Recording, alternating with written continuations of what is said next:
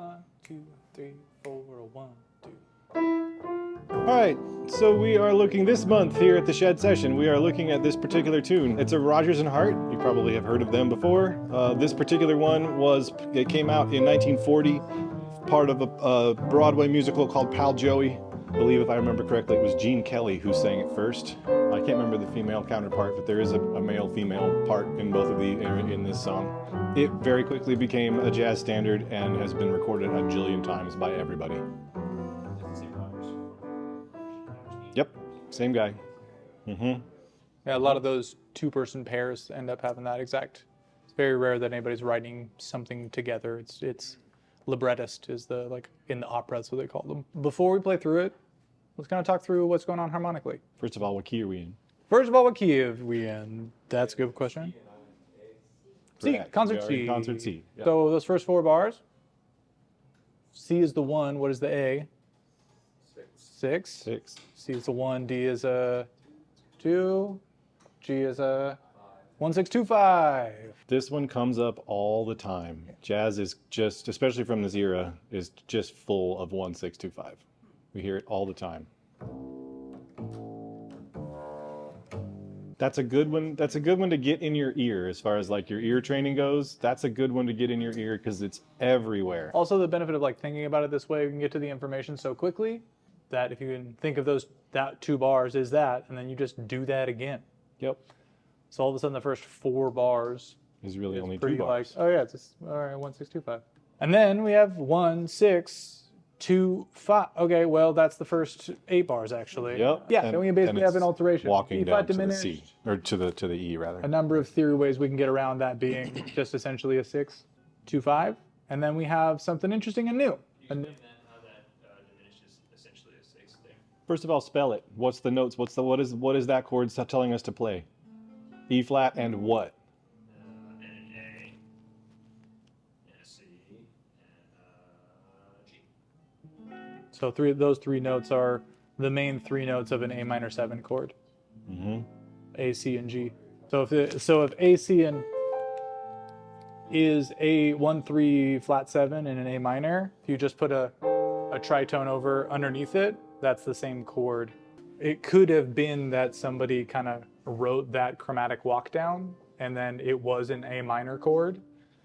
That's probably true. That's probably true. Yep. It's good when we agree. That's probably true, yes. But yeah, so by having that clever walk down, you're actually just have that same A minor over it, but somebody's just going. Great question. Yeah. And then we have some new pitches. We haven't seen an F sharp anything so far. Nope. If anything is the minor 7, is a 2, and anything a dominant chord is a 5, F sharp and B would be 2, 5 of what? E. Yeah. Correct. Which in this instance That's where it goes. is 3. We go there, and so we have essentially at bar 9, a variation on 1, 6, 2, 5, and then a 2, 5 to 3. So far we've gotten 1, 6, 2, 5, 1, 6, 2, 5, 1, 6, 2, 5, 1, 6, 2, 5, 2, 5 to 3. Yep. Basically the only new material that we've had. Everything else is pretty right down the rails, C major. Then what? We have G, B flat, which basically means another 1, 6, right? And then A minor, D7. So now we have a 3, 6, or 1, 6, 2, 5 in G.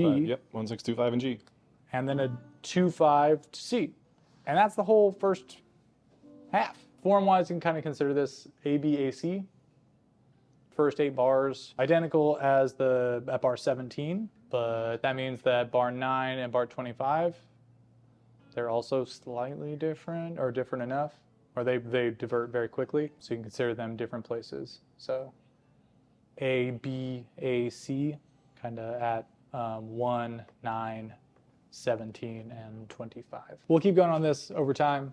It's a lot, don't worry about it. It's the waves over time make it all easier. Initially, let's just play it, don't worry about it too much. 1, 2, 3, 4, 1, 2. Here.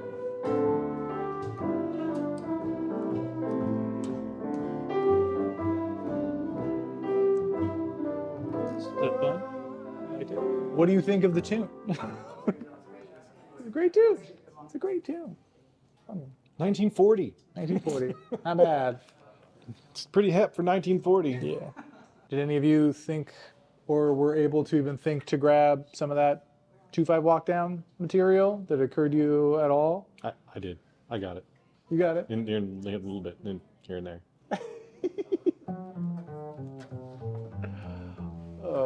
In doing this, is some of what we're doing in the first hour, does it make sense why? And like what is the usefulness of it when we get to here? Yeah. Cool. Yeah. Just having access to more of the instrument makes it all a lot easier. And then just getting the more comfortable with the theory and being able to kind of hear and know what pitches we want from different spots all makes it very helpful. This can also give you like a template. Like, yeah, we have all these pages and reading and scales all written out, and like it's like, well, what do you practice? That's an immense amount of material. So this can kind of narrow your focus and say like, okay, well, the first 2 bars, there's 4 chords in there, and we've talked about what they are and what they do. So then how do you use them? You know, like, so for instance, use our arpeggio thing that we were doing. And do it on all 4 chords.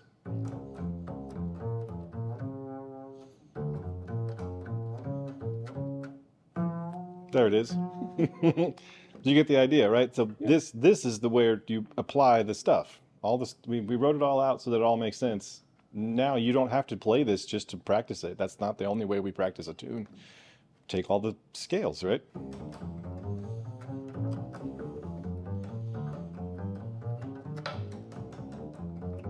Just the first 4 bars. I think that's about it. Yeah.